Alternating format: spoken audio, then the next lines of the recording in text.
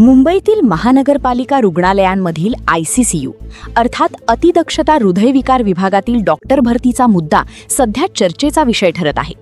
हृदयविकाराचा झटका, गंभीर हृदयविकार, अनियमित हृदयस्पंदने आणि जीवघेण्या परिस्थितीतील रुग्णांवर उपचार करणाऱ्या या विभागात कोणत्या प्रकारच्या वैद्यकीय पात्रता असलेल्या डॉक्टरांची नियुक्ती व्हावी याबाबत विविध स्तरांवर चर्चा सुरू झाली आहे. कारण अशा विभागांमध्ये प्रत्येक निर्णय थेट रुग्णाच्या जीविताशी संबंधित असतो. अलीकडे काही रुग्णालयांमध्ये BAMS, BHMS किंवा BUMS पदवीधारक डॉक्टरांना ICCU विभागात नियुक्त करण्याबाबत चर्चा सुरू असल्याची माहिती समोर आली आहे. या डॉक्टरांकडे आपत्कालीन सेवांचा अनुभव किंवा अतिरिक्त प्रशिक्षण असू शकते.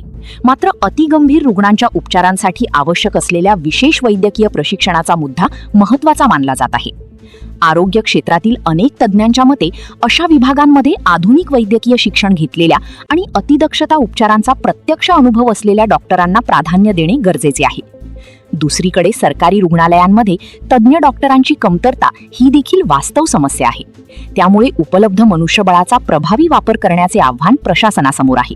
मात्र कोणताही निर्णय घेताना रुग्ण सुरक्षा, उपचारांचा दर्जा आणि वैद्यकीय मानके यांना सर्वोच्च प्राधान्य दिले पाहिजे असे मत तज्ज्ञांकडून व्यक्त केले जात आहे.